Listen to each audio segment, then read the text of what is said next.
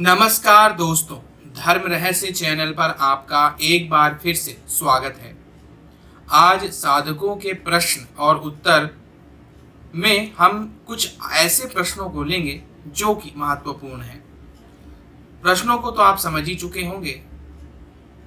इनका जो विवरण है वह इस प्रकार से है। सिद्ध साधक दुनिया में सबके प्रत्यक्ष आए तो उसे क्या क्या नुकसान होते हैं। यक्षिणी जैसी शक्ति जिस रूप में सिद्ध होती है उस रिश्ते को मार देती है क्या। शारीरिक संबंध बनाने से कब सिद्धि नष्ट होकर उल्टा सिद्धि मिलती है। गृहस्थ साधक और पत्नी साधिका के लिए सर्वोत्तम साधनाएं कौन सी हैं।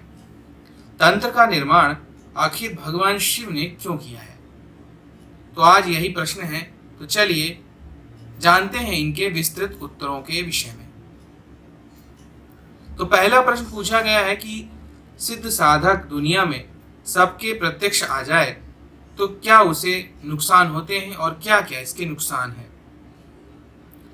तो देखिए, जब भी कोई सिद्ध साधक दुनिया के प्रत्यक्ष आ जाता है अपनी सिद्धि के बाद और उसकी सिद्धि के विषय में लोगों को ज्ञान होता है और वह लोगों के संपर्क में आता है तो इसका भारी नुकसान उसे होता है, क्योंकि अभी तक जो सिद्धियां उससे संपर्क करती थीं, लोगों के संपर्क उस व्यक्ति से होने के कारण अब शक्तियां उसका साथ छोड़ने लगती हैं, क्योंकि इस दुनिया की दुनियादारी का संबंध आध्यात्म से बिल्कुल भी नहीं है। आध्यात्मिक जीवन अपने आप में पूरी तरह से अलग तरीके से काम करता है। और अगर कोई व्यक्ति ऐसा साधक है और वह व्यक्तियों से जुड़ा है जिसमें वह उनसे मिल रहा है, विभिन्न प्रकार से संपर्क रख रहा है, तब ऐसे में शक्तियां उसके साथ रहना पसंद नहीं करती, क्योंकि एक सांसारिक नियम है जिसके आधार पे जैसे एक गर्म चीज और एक ठंडी चीज को साथ में रख दीजिए तो गर्म चीज ठंडा होने का प्रयास करती है और ठंडी चीज गर्म होने का प्रयास करती है। कुल मिलाकर थोड़ी देर बाद हम देखते हैं कि दोनों का तापमान एक जैसा हो गया है, यानी दोनों बराबर हो जाते हैं। ऐसा ही कुछ साधक के साथ होता है तो वह दुनियादारी में आकर दुनियादारी में फंसता है और एक दुनियादारी वाला इंसान उन शक्तियों के संपर्क में आ जाता है। अब क्योंकि उस दुनियादारी वाले इंसान का साधना और उस शक्ति से कोई लेना देना नहीं है, ऐसे में वह शक्ति तड़पने लगती है, क्योंकि यह उसके रहने के लिए और संपर्क के लिए जो व्यक्ति मिला है वह उसके बिल्कुल भी उपयुक्त नहीं है। ऐसे में वह फिर जो मूल साधक है उसका साथ भी छोड़ने लगती है। इसी कारण से सिद्धियां नष्ट होती हैं। इसीलिए सिद्ध साधकों को छिप कर रहने को कहा गया है, और अगर वह साधक सामने आता भी है तो उसे अपने आप को दुनिया से छिपा कर रखना चाहिए, कम संपर्क करना चाहिए, और अगर वो संपर्क करता भी है तो उन्हीं लोगों से संपर्क रखे और करे जो भी उसी के जैसे सिद्ध हैं। और गुरु परंपरा में गुरु अपने शिष्यों से संपर्क रख सकते हैं, लेकिन उसमें भी अगर एक ही साधना गुरु और शिष्य की है तो संपर्क कायम रहता है, लेकिन अगर अलग अलग साधनाएं हैं तो भी ऊर्जा स्तर अलग अलग होते हैं, क्योंकि शिष्य जिस माहौल में रहता है वहां भी उन शक्तियों से उसके साथ उनका संपर्क हो रहा है। इसकी वजह से वो शक्तियां उसका शरीर त्यागने की कोशिश करती हैं, और वही ऊर्जा नेगेटिव अगर वो गुरु के पास लेके आता है तो गुरु पर भी उसका प्रभाव पड़ता है। जैसे गुरु का प्रभाव शिष्य पे पड़ता है, शिष्य का उनके परिवार वालों पे, उनके सगे संबंधियों पे, इसी तरह ये सारी चीजें नुकसान करती हैं। आपने देखा होगा ज्यादातर जितने भी साधक होते हैं, सिद्ध लोग होते हैं, मंत्र सिद्धि के बाद उनका फायदा कम होता है, उनके आसपास के रिश्तेदार, नातेदार और लोगों का फायदा ज्यादा होता है। क्योंकि वह बिल्कुल भी पूजा पाठ नहीं करते। यहाँ पर भी वही नियम लागू होता है, ऊर्जा शक्ति उनकी तरफ दौड़ती है और उनका काम हो जाता है। लेकिन इस साधक के पास से वो शक्ति गलत दिशा में जाती है, जिसकी वजह से उस शक्ति के नष्ट होने का और उसे छोड़ देने का एक माहौल तैयार होता है। साधक ये कभी समझ ही नहीं पाता है कि आखिर उसके काम क्यों नहीं बन रहे हैं, बल्कि उसके साथ जुड़े हुए लोग हैं, लगे हुए लोग हैं, उनके कार्य बनते चले जा रहे हैं। इसी कारण ऐसा होता है। अब अगला प्रश्न पूछा गया है, यक्षिणी जैसी शक्ति जिस रूप में सिद्ध होती है उस रिश्ते को मार देती है क्या? इस तरह की धारणा लोगों में व्याप्त है और ज्यादातर साधक इस बात से बड़ा डरते हैं कि जैसे मैंने किसी को यानी यक्षिणी, योगिनी इत्यादि को माँ रूप में सिद्ध किया तो वह मेरी माँ को मार देगी, मैंने बहन के रूप में सिद्ध किया तो वह मेरी बहन को मार देगी, मेरी पत्नी के रूप में मैंने उसे सिद्ध किया तो वह मेरी पत्नी को मार देगी। इस प्रकार से ऐसे बातें निकलकर सामने आती हैं। लेकिन अब थोड़ा सा इस बारे में विचार कीजिए, कोई अपने रिश्ते को दूसरे के साथ बांट सकता है या नहीं? माँ का रिश्ता, संसार में एक ही व्यक्ति की कई सारी माएं हो सकती हैं, एक मानसिक, एक शारीरिक।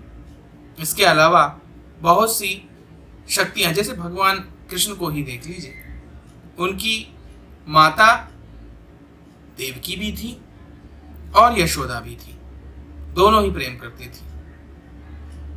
तो ऐसे ही कई उदाहरण है। भगवान राम की भी माता तो कौशल्या थी, लेकिन कैकेयी और सुमित्रा भी उनकी पूरी माता थी। यानी कि ये बात गलत। बहन के साथ में भी यही रिश्ता, यही चीज काम करती है। और तीसरी बात, हाँ, यह महत्वपूर्ण होता है कि अगर कोई साधक जिसने पत्नी के रूप में किसी शक्ति को सिद्ध किया है और उसके पास पत्नी है, तो उसे अपनी पत्नी से शारीरिक संपर्क नहीं रखना चाहिए, अथवा विशेष रूप से उस शक्ति से वचन लेना चाहिए कि मेरे पास पत्नी है और आप मेरी दूसरी पत्नी बनकर रहेंगी। अगर शक्ति वचन दे देती है तब भी कोई परेशानी नहीं है, लेकिन अगर वचन नहीं देती है तो फिर आपको अपनी पत्नी से शारीरिक संपर्क त्यागना होगा। मारेगी तो भी नहीं।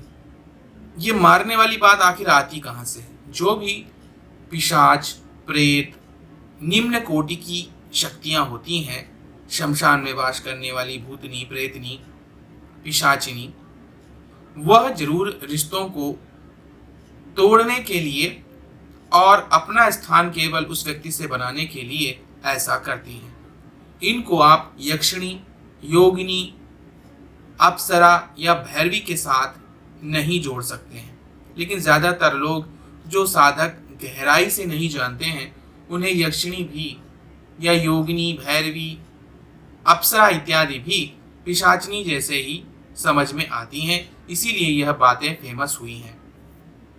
लेकिन पत्नी के रूप में तो कोई भी शक्ति कभी भी साधक को दूसरे के साथ उसका शरीर बांटने नहीं देगी। आप खुद ही देखते हैं, एक स्त्री अगर अपने पति को दूसरी स्त्री के साथ शारीरिक संपर्क बनाते देखे तो क्या होगा? तो फिर तो यह उच्च कोटि की शक्तियां हैं, यह कैसे स्वीकार कर सकती हैं? लेकिन यह मारेंगी नहीं, बल्कि साधक को ही अपमानित, दंडित और उसके जीवन को नर्क बनाती हैं। अब तीसरा प्रश्न पूछा गया है इसी से संबंधित कि साधना में शारीरिक संबंध बनाने से अधिकतर सिद्धियां नष्ट हो जाती हैं, लेकिन क्या कोई ऐसी साधना या सिद्धि है जिसकी वजह से स्वयं शारीरिक संबंध ही बनाने से सिद्धि की ही प्राप्ति हो? तो जी हां, इसका भी विधान है। वाम मार्गी जितनी भी साधनाएं हैं, देखिए, जो दक्षिण मार्गी होती हैं वह शुद्ध और सात्विक तरीके से की जाती हैं, लेकिन जो वाम मार्गी साधनाएं हैं उसमें शारीरिक संबंध बनाते हुए साधनाएं करने का विधान होता है। आज यह विद्या पूरी तरह से लुप्त हो चुकी है। पुराने काल में यह बहुत ही अच्छा और सबसे छोटा तरीका था सरलता से बहुत जल्दी सिद्धि को प्राप्त करने का। इसका कारण भी चलिए समझते हैं। आखिर शारीरिक संपर्क से सिद्धि कैसे प्राप्त हो सकती है? होता यूं था कि योग्य साधक और योग्य साधिका अथवा कोई भी शक्ति जब साधना के दौरान शारीरिक संबंध बनाती थी तो मंत्र जाप चलता था। मंत्र जाप की ऊर्जा हमेशा ऊर्ध्व गति ऊपर की ओर दौड़ती है और लिंग और योनि का आपसी संबंध जो होता है वह आनंद देता है, लेकिन इनके भीषण टकराव से ऊर्जा उत्पन्न होती है। यह ऊर्जा अधिकतर नष्ट होकर के उन्हीं मार्गों से बाहर निकल आती है। लेकिन अगर इसे ऊपर की ओर ले जाया जाए तो फिर यह पहले मूलाधार चक्र, स्वाधिष्ठान चक्र, मणिपुर चक्र, अनाहत चक्र, विशुद्धि चक्र, आज्ञा चक्र और सहस्त्रार को भेदन कर जाती है। क्योंकि कहते हैं किसी भी तरह मन को रोका जा सके। संबंधों में मन एक ही तरफ भागता है और वह स्थिर हो जाता है। मन को किसी भी प्रकार से स्थिर करने की जो भी विधि है वह सिद्धि की ओर अवश्य लेकर जाती है, क्योंकि मन ही है आपका सबसे बड़ा शत्रु जो सिद्धि आपको प्राप्त होने नहीं देता। मन इधर उधर भटकता है तो आप करोड़ों वर्षों तक साधना करते रहें तब भी आपको सिद्धि नहीं मिलती, क्योंकि आपका ध्यान तो उस तरफ है ही नहीं। यहां पर यही चीज होती है। खैर, यह एक अत्यंत गूढ़ विषय है और इसको गलत अर्थों में बात के जो भी तांत्रिक थे उन्होंने ले लिया और इसका वासना के रूप में उपयोग करने लगे, जबकि यह वासना नहीं है। वासना नष्ट करती है, लेकिन यह वाम मार्गी साधनाएं सिद्धियां प्रदान करके मोक्ष तक लेकर जाती हैं। इसकी उच्चतम श्रेणी भैरवी को माना जाता है।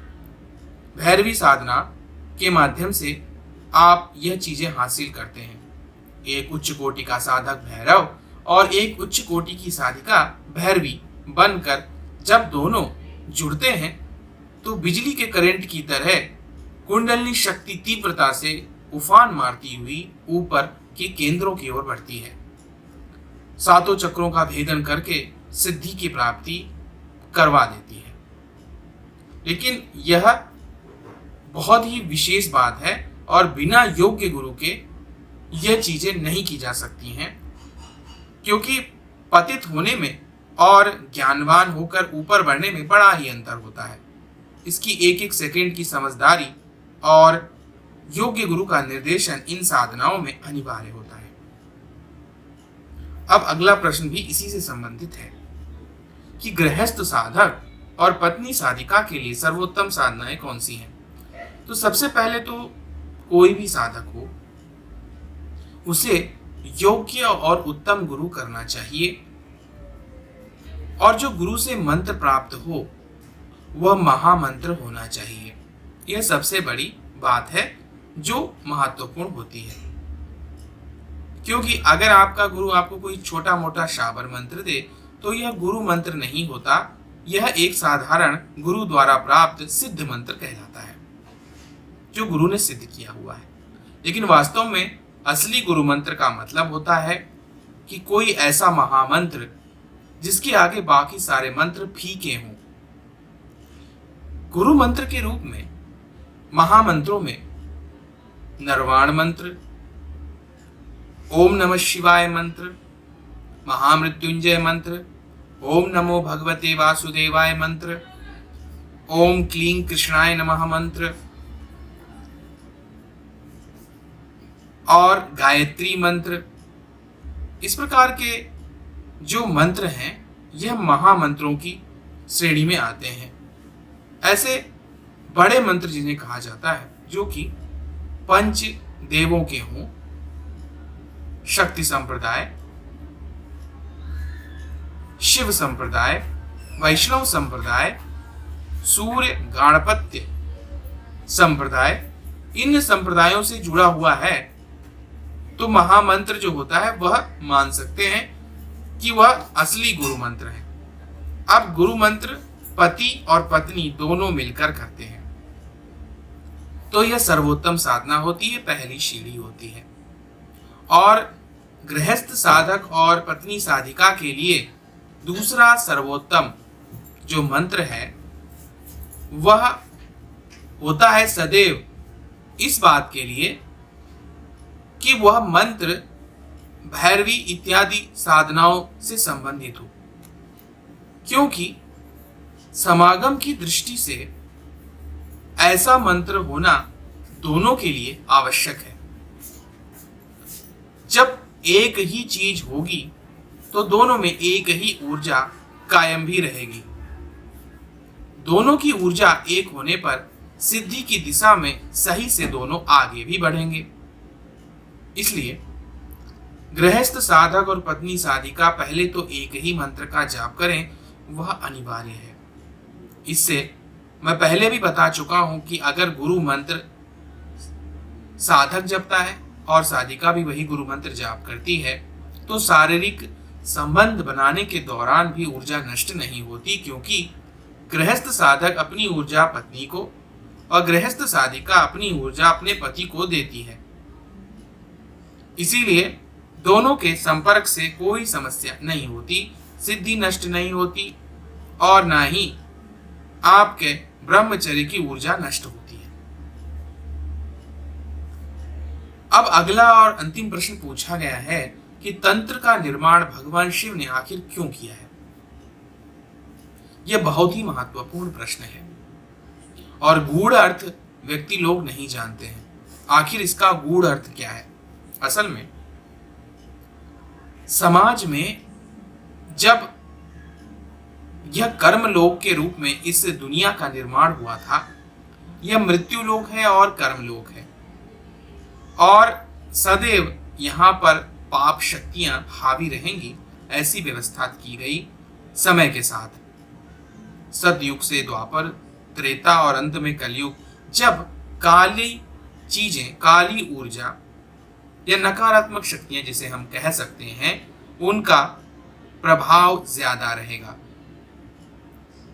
तब माता ने कहा अगर ऐसा होगा तो हे शिव भगवान जी, आपने एक ऐसी व्यवस्था बनाई है कि व्यक्ति देखा देखी में सारे कार्य करेगा। अब एक ने गलत किया तो दूसरा भी गलत करेगा। एक ने झूठ बोला और पकड़ा नहीं गया तो दूसरा कहेगा हाँ यार, मैं भी तो झूठ बोल सकता हूं और मुझे बस फायदा होना चाहिए। एक अगर अंग प्रदर्शन करेगा तो दूसरा भी कहेगा हाँ कि मुझे भी यही करना चाहिए, क्योंकि दुनिया इसी तरफ दौड़ रही है। तो समाज धीरे धीरे बदलाव की ओर जाएगा, भौतिकता हावी होने लगेगी। भौतिक जीवन के हावी होने पर आध्यात्मिकता जैसी कोई चीज लोगों के मन में नहीं रहेगी। ईश्वर के प्रति पूरी तरह से बिखराव हो जाएगा। ईश्वर केवल मांगने की वस्तु रह जाएगी, यानी लोग मंदिरों इत्यादि में जाएंगे तो, लेकिन वहां सिर्फ उससे कुछ मांगने, अगर नहीं मिलता है तो वो अपने रास्ते। अब ऐसी अवस्था में भगवान शिव ने कहा कि लोगों को कैसे विश्वास होगा कि इस दुनिया के परे भी कोई दुनिया है, क्योंकि अगर इस दुनिया के परे कोई दुनिया नहीं तो हमें जैसे चाहे वैसे जीना चाहिए। अगर हम किसी को मारकर भी, उसका धन खींचकर, किसी स्त्री का शोषण करके भी अपने सुखों को प्राप्त कर सकते हैं तो हमें करना चाहिए। तब भगवान शिव ने कहा इसीलिए अब मैं तंत्र को सामान्य के लिए उपलब्ध करवाता हूं। असल में यह तंत्र मन की इच्छाओं को पूरा करने वाली वस्तु नहीं, बल्कि दूसरी दुनिया को दिखाने वाली वस्तु होगी। अब दूसरी दुनिया को जब व्यक्ति जानने लगेगा तो यह जरूर समझेगा कि आखिर इस दुनिया के परे भी कोई दुनिया है अब क्यों, अगर इस दुनिया के परे कोई दूसरी दुनिया है तो हमारे मृत्यु के बाद हमें क्या प्राप्त होगा, इस पर भी विचार करेगा और इसके कारण उसके मन में एक डर रहेगा। तब वह अच्छे कर्म भी करेगा। अभी तक तो सिर्फ स्वार्थ के लिए ही जीवन जीता था, लेकिन अब परमार्थ के लिए भी जीवन जिएगा। तो वास्तव में तो भगवान शिव ने तंत्र का निर्माण परमार्थ के लिए किया, दूसरों की भलाई के लिए और दूसरी दुनिया से जुड़कर यह जानने के लिए कि हमारा जीवन एकल नहीं है। इस मृत्यु के बाद जो शेष रह जाता है उससे जुड़ी हुई दुनिया भी बहुत सारी हैं, जिसे हम आत्म तत्व सूक्ष्म शरीर कहते हैं। यह विभिन्न लोकों में गमन करता है और इसी गमन को तंत्र के द्वारा हम साझ सकते हैं, समझ सकते हैं और इसका ज्ञान प्राप्त कर सकते हैं। इसीलिए भगवान शिव ने तंत्र का निर्माण किया था। तो यह थे आज के कुछ प्रश्न। अगर आज का वीडियो आप लोगों को पसंद आया है तो लाइक करें, शेयर करें, सब्सक्राइब करें। आपका दिन मंगलमय हो। धन्यवाद।